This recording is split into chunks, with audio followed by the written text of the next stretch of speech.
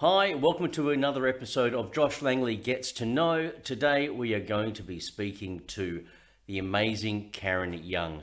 Now, Karen is a psychologist and she's also the person behind the extremely popular Hey Sigmund website and Facebook page and Instagram page. And that is just an amazing website. It's a great resource for parents and kids of everything, anxiety, mental health, anything to do with that sort of stuff. And she has the ability to bring the latest in neuroscience, psychology, and put it all together and make it understandable for people like you, you and me, okay? So that's one of the amazing things about Karen. She's extremely good at what she does, and she can communicate it in a really easy and understandable way. She's written 2 books on anxiety for kids. There's Hey Warrior and Hey Awesome.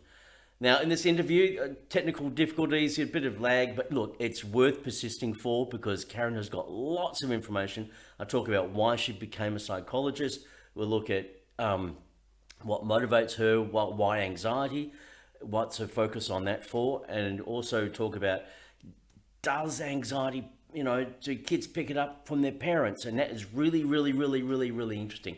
And we'll hear about how one of the really horrible scenarios that happened to her that really brought her to her knees earlier on this year. So keep listening, keep watching, and let's get to know Karen Young.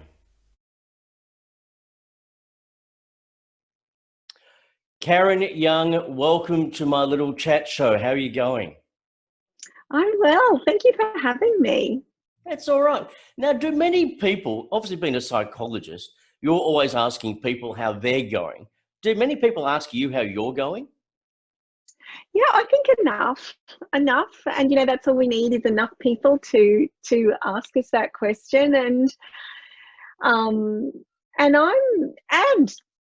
to answer the question, I'm doing all right. Yeah, That is and I good. think when you have a tribe, when you have your tribe, it makes it easier to put out there when you're not, when you're in a bit of a dip. Yeah, I totally agree. Having your support network close by and constantly in touch Mm, helps so much, so much. Now, look, in the for introduction, I sure. explained what you do. I explained about how Sigmund works, what that is all about. Had you got 2 fantastic books out for kids with anxiety. But this show that I've got here is all about getting to know the person behind the work that they do. Now, look, I've been following you on Facebook and Instagram for a long time now, even back when you just were called Hey Sigmund. And I was watching all the great advice you were putting up about anxiety, about how to deal with anxiety. You're bringing together neuroscience with psychology, and you're putting it in such a language that even I could understand. And I think that's the most important thing so that parents can go, okay, well, look, this is what it is. This is how I can explain it. This is how I can understand it and how I can make friends with it. So I've been watching you do all that on Facebook, and then you added your name to it, which I thought that was an interesting move. And but I suppose it's just I get the chance to talk to you and ask you the question, why psychology? It's an interesting field to move into. So why did you start doing that? Why did you go into that? Mm. I think I've always been a people watcher and just fascinated with people and what makes someone do that, or what in people's minds makes this certain stuff okay. And then we all do stuff which we reflect on and go, well, that wasn't okay.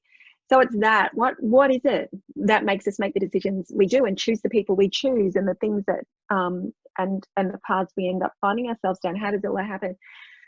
So I think I've always wondered about that. I've always been really curious and fascinated by that. So when it was time to choose, interestingly, the only other thing I was thinking about was, I was thinking about journalism was another one. So I've managed to combine the two with Hey Sigmund in a way, or writing. But I think just just my fascination with people and why we do what we do has always been there. Even the crazy stuff we do and the stuff that doesn't make sense, there's a good reason for it if you Yeah, pull well, it all away. there's a lot of stuff that doesn't make sense, I can tell you. So Yeah. where did Right. Hey Sigmund come from? Where did that idea generate from? Yeah. Okay. So when I was in private practice, um, I used to see a lot of people, and I used to think you just need the information, because it's actually when people get the information that they need, then they can do really great things with it. And and especially when I used to work with kids, I used to think, well, I've got these kids for 45 minutes a week. It's the parents who have the power. It's the parents who actually can make stuff happen, make magic happen. Um, and even with people, I would be going, if you could have the information, that we have, and there'll always be people who need extra support for sure. And that's where counselors and psychologists are really important. But a lot of it is information. And so I thought when I was coming back into it, I thought, I just want to find a way to give people information that we have as psychologists. And I often liken it to, if I wanted to do a dinner party for 10 people, I might not need a chef. I just need the information for how to put everything together and what to cook and how to cook it. And then I can do it. And, there might be areas I need more help, but that's where it came to. So it started with, I just want everyone to have this information, and a reliable, solid, research-driven information. There's so much information out there already, but it's having a place, where people could come, which is, yeah, this is the research, this is where we're at, and this is how I can make sense of it for you. Well, I know that your Hey Sigmund website is loaded with lots of information. It's just, you can spend hours and hours and hours going through it, Thank and I you. can see how that will be really beneficial for parents, because you break it down in such a way that you literally go, "Oh, I get it." Because I can imagine, psychologists and the professionals and all the experts can all come at it from a very intellectual level. But what you do, you break it down into an everyday common analogy or something like that. And I saw an interview with you and Maggie Dent, or a podcast, I think, a little while ago. Oh, yeah. And just the way you were explaining anxiety in kids and how parents can interact with that or help their kids be with that, sit with that. Because it's one of the things that you mentioned is that as a parent, you just want to zoom in and scoop up the child and Mm, rescue them from that pain. And mm. you're saying, no, you got to hold back from that. And just a simple explanation from that, I can imagine how that would be so beneficial for parents to go, oh, okay, I get it. I know it's hard, but I get it. So why this big focus on anxiety though? Is it because it's everywhere, or is it something to do with more personal, or? It started personal. I think I anxiety's always been here, but thank you for that. It's really nice to know that that's how the information is landing, because that was my intention. That's what I It's working well. wanted. But thank you. Um, but anxiety, why anxiety? I didn't start Hey Sigmund just to focus on anxiety. I was focusing on all sorts of areas, but it got personal.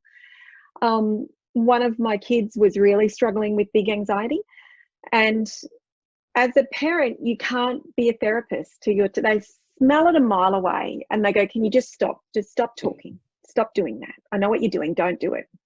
Don't psychologize me." So I had to find a different way to do it, and I'd worked with lots of kids with anxiety and lots of families who were really having that anxiety really intrude onto their family life. And I thought, okay, this is my young one, and I need to do something different. So that's when it all started. And actually, that was the Hey Warrior conversation. So that was where it was a 15-minute conversation I had with her on the way to soccer one day. And then I said to her, and she came to me 2 weeks later and said, "Mum, that conversation you had, it really helped." And I think when a 12-year-old, she's 17 now, about to be 18. I think when a 12-year-old is saying that you did something that might have worked, like, I'm not saying that it worked, but it was maybe okay, then you're probably probably hitting the sweet spot in some way. And so I said, well, that's really good. Just keep doing it. And we did mindfulness and all the other stuff that I say to do on my site. And then a few weeks later, I said, darling, you know, that conversation we had in the car, are you okay if I write about it for my website? No one reads my website, because at the time no one did. But that was Next minute. but that was the article that went, that you know, that did things. And what I learned was that there was a need for the information, there was a need for the support. And I know, as a mother, it doesn't matter how many people and how many kids I've seen with anxiety, when it's personal, it changes things. Yeah. And I just wanted to understand everything and know everything, and tell me right up to the minute where we're at with anxiety. And that's stuck with me. And that's still where, and it's almost this feverish need to just stay on top of everything that's happening, because with neuroscience, with the brain now and imaging, it's such a great time in psychology, because things are changing all the time. So we're learning things all the time. We've been writing on cave walls, because it's the mind, the brain, or psychology, counselling. It's really the only part of the helping professions where we haven't been able to see the actual part of the body we're working with until the last, decade or so. So it's a really exciting time. And I love that I'm here in this time where there's so much progression happening in relation to anxiety. But yeah, it got personal, and I think I know, as a mum, how heartbreaking it is to watch your young loves just not want to do the things that they're so capable of doing, and that would be so good for them, but they're so stuck and frozen by anxiety.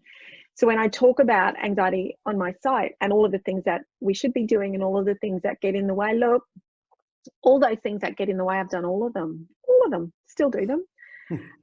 And all of those things that I say to do, I know they make a difference, because I see it. And so that's where it came from. So there's a big personal edge to this for me as well. And it just feels, I often say, when you're on the right path, it widens to take you. And that's this path widened. So here I am. I love that. And it's sort of, it's almost like, yes, you're on the right path, and the universe just goes, okay, let's just connect with everybody with this. But I think it's that ability of the connect the personal with the professional, with the science, and that's ability to you to break that down. And as you said, I know that neuroscience is leaps and bounds. It's coming up with new discoveries, innovations, and the MRIs and all that's discovering how the brain's wired, or wired differently. And I think that is tremendous in getting people to realize, because so many people grow up going, there's something wrong with me. Society says I'm a bad person, I'm wrong. No, it's just a simple rewiring or different way that the brain's wired. And they've discovered that with a lot of childhood trauma and stuff, because that rewires the brain as a child. Then you carry that into an adult, and then you end up with, generalized anxiety disorder like I have. And then the science goes, well, no, actually your brain's rewired this way as a defense mechanism from when you're a child. And now it's about making friends with that as opposed to fighting it. And I think that's what I like about your work. You look at anxiety and go, how can we work with this? How can we make it our friend and not be frightened of it, and not keep pushing it away and be a negative? I go to a lot of schools, talk to a lot of kids, a lot of teachers, and I sort of quietly asked the teachers, because I know that anxiety is obviously a big thing with kids at the moment. And I said, is it real? Is it a thing? And all the teachers go, yes, it is. It is increasing. It's getting worse. And obviously with this COVID-19 stuff and lockdown and kids at home and now having to go back to school, all this anxiety is just throwing up even more. And I sort of quietly say to the teachers, where do you think it's coming from? Is it just appearing out of nowhere? Or is it coming from the parents? Is it coming from society? And for me, a lot of the teachers saying it's coming from the parents. The parents are anxious, and it's just a by proxy. It's just a learned behavior or something, or modeling. Is that what you're finding, or you're seeing something totally different? I think the thing about anxiety, so there's a few great points you've made. The first thing about anxiety that we need to know is it's always been there. So it's always been there. If we weren't able to feel anxious, we'd be dead, because it's that part of us that keeps us safe. the world we're living in is where kids are bombarded with things that can register to look like this, you need to walk like this, you need to say this sort of thing and wear this sort of thing to be accepted. So it's all of that stuff that they're getting on social media. As well as that, they're hearing about how it's more difficult to get a job, and it's the computer generation, and they're going through this. I don't ever remember worrying about getting a job when I was at high school. It just wasn't something that I ever worried about or thought about. I kind of had this idea that, you know, you do your training and then you get your job. But it's different now. So I think, you know, kids are doing it tougher and they're more aware of it. Parents are under more stress. I think this generation of parents is doing an amazing job. They're more educated. They're more hungry for information than ever. So, and they use that information really well. They're so invested in their kids. Sometimes anxiety can come with that because we want to protect them from things. There's a lot more out there that they're dealing with. Our kids are. You know, we would ride our bikes around until it got dark at night time every afternoon after school. That doesn't happen anymore. One, because we don't, as parents, feel like it's safe. And another thing is because, well, there's soccer club or there's music or there's piano lessons or dancing. So we have that structure more. Parents are busier. So I think it does. And you know what, I can say this because I am a parent who has an anxious child. We can influence their anxiety, but we can also influence their resilience and their courage. So if we are going to say, well, parents are driving anxiety, 100% anxiety is contagious. So an anxious parent will create an environment where it is easier for anxiety to transmit to their children. And that's because children look to adults for signs of safety. If the adult feels safe, the child will feel safe. Are we okay through this? I don't know. You tell me. Because if you're okay, then I'll be okay. That doesn't happen as much. Well, I think sometimes that can fall away when we are more worried. Yeah. And kids will catch that sense because that makes their world feel more fragile. But in the same way that they can catch anxiety, they also catch courage and they catch calm. And that's the information, I think, which is really important. Yes, as parents, we might be feeling more anxious, but we can be anxious and transmit a certainty or a security and safety to our children, which is, there's some big stuff happening and I am worried about whatever, and I know we're going to be okay. So it's that leadership sometimes, which is, I'm going to get us through this. You can count on me to lead us through this. I've got this. And then we might fall apart, you know, to our friends or to our partners or go, I don't know how we're going to get through this. But for our kids, it needs to be, yes, I feel this. And yes, I'm anxious. And I know we're going to get through this. It can come from the kids, but so from the parents, for sure. I think if we are more worried about, if we're constantly asking about homework and have, my daughter's in grade 12 and she needs to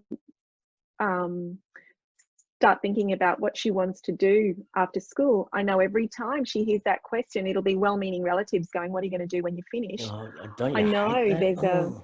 there's I can feel it in her. And it's that, it's like, well, a lot of them don't know. And that anxiety, and as a parent, I've learned just not to ask. So I'm here if you want to talk about it. And as soon as she opens a little bit, then, you know, I'm here to talk about it. But if I was asking that question all the time, that's the sort of thing that drives anxiety. Have you done that assignment? What mark did you get for that? You know, it's that. So there's interest, and then there's that interest that feels like overinvestment. That's where we can get it wrong sometimes. But I would say the parents that I deal with are great parents. So kids don't get anxiety off parents. There are things we can do that make it worse, but there are also things we can do that make it better. Yeah. And look, and what the load that's on parents at the moment is just incredible. I mean, I just admire every single one of them to get through this process unscathed. I think that's admirable, you know, to get the whole family through. I think that's amazing. Absolutely.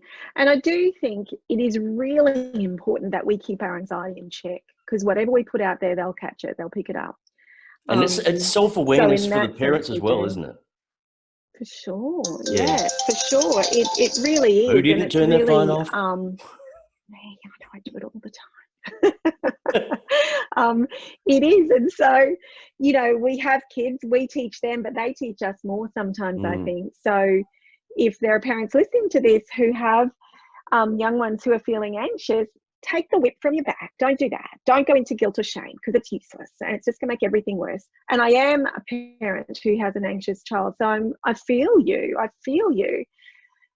And it is that connection that makes it so easy for your kids to get your anxiety, that also makes it easy for you to transmit the other thing. But we do have to check ourselves. We do have to watch mm. how much we're structuring their world and trying to manage it, and how much we're giving the idea to them that if they aren't fully in control, they're out of control, because it just doesn't work that way. Yeah, yeah, exactly. I mean, I don't have kids, but I'm learning to bring myself into check and be self-aware about myself. So I know how hard it is Mm. just to doing for myself, let alone having to have kids as well. So I think parents are doing a great job and just being able to self-check. It's great. Now, you had an incident recently. Mm. You were locked out of your Facebook account and Instagram account.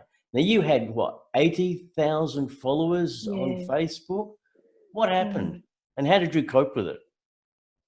Because I would have been Mm. devastated. Oh, I was. I, it brought me to my knees. So I ended up, one day I went to go into Facebook and it said you changed your, I didn't.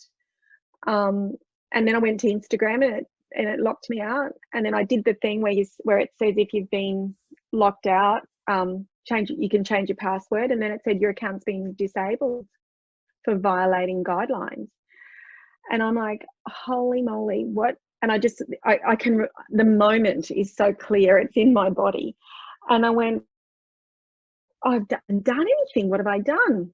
And so it all began from there. And that was just days of, days and days of what went wrong, what happened. So I ended up learning that back in February, I had an Instagram account that I never used.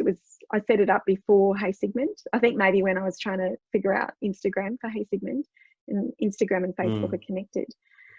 And in February, I was getting these emails from Instagram saying, we're sorry you can't get into your account. And I can remember getting them and I'm like, I didn't even try to get into my account. So I hit the secure your account button here and I did it. And I looked at my account, changed my password, did everything I needed to do. Then I kept getting emails going, oh, you've changed it to, just confirming you changed your account name to something that I can't even pronounce. I'm like, well, I didn't.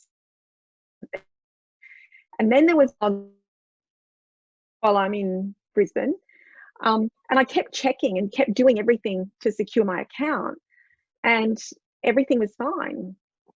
And I thought, oh, maybe it's just someone who. So they made a username with my middle initial and my birthday. I suppose people did get that if they searched hard enough. I don't know. And I'm like, oh, what's happened is someone who's got a similar account to me is trying to get in, but and you put your faith in Instagram. So I did everything I could do to secure my account, thinking I've locked them out. They're trying to get into my account accidentally and I've locked it out.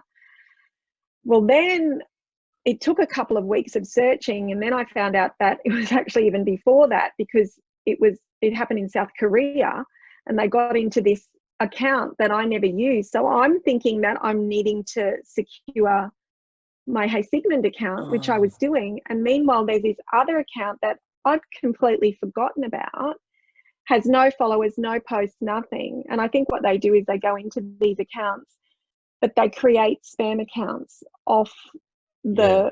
my email basically. And that's against community guidelines. So that all made sense. So that was the worst part, was going, did I post something? What did I do? Now, my Hey Sigmund Facebook account is still up there. So it's still there. I just Yeah. can't access it because as soon as they think you're creating spam accounts on Instagram, which is connected to my personal Facebook, they shut down my personal Facebook, which shut me out of my business page. Now, that I can would feel have my anxiety rise been okay already. if I could get a human at Facebook. But there is no human at Facebook to talk to. So we're still working on it. We're working on it on trying to get it back, because it's really clear. And even from the emails that Instagram sent me, that it wasn't me. There are logins from Moscow and South Korea, and then the usernames are these names that I can't even pronounce. So the email trail is really clear. But and so I think that's what has happened. I think off the back of this account that I've never used, they've used that to then or log in and that email address to create spam accounts, which they sell to influencers. So what do you think of the Not me, chances I of wouldn't do getting that, your main but account that's how back? it's happened. I'm not giving up. I'm not giving up. I'm you know, we're still working on it. Good. But it's, the thing is, I go, well, okay, so I have to keep believing that that'll happen. But I also, you know, I have this philosophy, which is when loss like this happens, it creates space, but you just got to find what is meant to go in the space. I don't know yet, but there's something. And if I look at every, you know, I think in every career, in every relationship, every friendship, there are circumstances at some point that bring you to your knees every time. You know, there is not every job, everything you do is meaningful at some point, bring you to your knees. That was mine. That was one of mine. You know, and then there's the micro bringing to your knees where you go, oh, thought I was going to fall, but I'm back up. This one brought me to my knees. Wow. Because then it goes into the, okay, I'm invisible again, which is my, you know, thing. But then I have to go, okay, what have I learned from, you know, my decades on the planet? Is loss leaves space, and there is always something that comes from it every single time. So when I look at, there have been really significant moments in my life where I've been brought to my knees. You know, at uni there was one, through my career, but it always led to something better. Not at the time, I didn't feel it. At the time, I just felt gutted, but it always led to something better. And I know that in me, it's you know, it's like it's in my DNA. I'm so certain of that. But when it's happening, it's hard to hold on to that. It's hard to keep that faith. But what happened then is I went, okay, well, if it comes back, it comes back. And that's amazing. And if it doesn't, it doesn't. But I've got to keep moving forward. I've got I to was get just back about up. to So it's say, okay. keep moving forward. Just can't stay there. You got to get back up. And, you know, maybe it won't be clear to me from a year or two. And I'm not saying all loss, you know, when we lose people, when people die, I can't make sense of that. That's not what I'm talking about. I'm talking about the redirect and, you know, the losses that redirect us away from people, or away from decisions, or away or into something. So I don't know what that something is yet, but I know it's there, and I know it'll come to me, and it might not, you know, be clear for a couple of years. One of the things it's made me really aware of is my community. On, you know, the Hey Sigmund community have been, oh my goodness, I was always grateful for them. But, you know, this is where you check yourself and you go, yep, that's what's important, because the support I've had from that, and people like you know, those emails where you go, just, I've heard, and that's rubbish, and I hope you get it back, and, you know, thank you. Because we can all Everything, empathize, because we well, invested so actually, much in that's why I building our built this. profiles and building the audience and building your tribe. And suddenly you can't contact them and you can't talk to them. And then it's like, you know, that's where, you know, good old fashioned email newsletters sometimes are the best, you know? Yeah. And I'm just grateful for my newsletter list, because that was how I was able to reach people in the end. And, you know, the first, I think, few days, it was, I don't know, I suppose there were glimmers of shame in there, which is, how did I let this happen? What happened? What did I do? Bit of embarrassment, like what's And going on? yeah, how can this happen? People are going to think I've done something. And, you know, the way around shame is to shine the light. So then I went, okay, I've got to write about this. I've got to talk about this in my newsletter. I've got to just take that shadow away from it. And that's what I did. And that was when this morning too, and my inbox flooded with these messages of, and just beautiful. And I thought, that's why I do this. It's not about the numbers. It's about the community, and it's about the connection. Exactly. So the numbers, you know, feel like a loss. And some days I still, when I look down, I try not to look down, but when I look down, I go, oh my goodness, that was such a loss. But, you know, we rebuild. And, Exactly. and that's okay. So one last thing, given all that, what's something that you think people should really, what's the most important thing people should really focus on or remember about life? Life is, there are hairpin curves and there are valleys, and some of those valleys feel big, and it is impossible to live a full, wholehearted life without them. So if we look at this in terms of anxiety, I say, well, anxiety happens when we're right at the edge of ourselves. Our kids feel it when they're right at the edge of themselves. That's part of it. That means that it's not these dips and these hairpin curves, they're not breakage. It's not the end of the road. It's all part of it. It's all part of it, because we, at the edge of that anxiety, or at the edge of that loss, or that confusion, you actually have to find something in you to keep going. And it's always there. That's the thing. It's always there. But sometimes you kind of have to fake it for a little while and, you know, just keep moving forward, even if it feels a bit empty for a while. Or feels uncomfortable or whatever. You just, I think to keep moving forward is a really good thing as well. Look, Karen, thank you so much for your time. Where can people find out more about you? So my website, Hey Sigmund, it's there, heysigmund.com. And Instagram, I've started back up again. It's Karen Young, Hey Sigmund. And Facebook, I've started up again. And the thing about Facebook is this time I put my name in front, not behind. So, which was a big move for me. I always said, I just want Hey Sigmund in front, and I just want to be behind. And then, you know, at some point, I've got to own this. So my new Facebook is Karen Young, Hey Sigmund, and you'll know it because it's the one with the smaller numbers, the old one, and the old one is still there. So they can go through that if you really wanted to. People, and I see. Look, Karen, thank you very much for joining us, and good luck with everything. And I hope you get your Facebook page back again, well, the other one anyway. But thank you very much. It's been wonderful. Thank you for having me, and thank you for doing these sessions. I think that's where my fascination is who is behind this book or this program or this thing that we're interested in. What's the heart behind it? So I really love that you're doing this and bringing that into the open. Thank you very much. Thank you. It's a pleasure. Thanks, Karen. Thank you.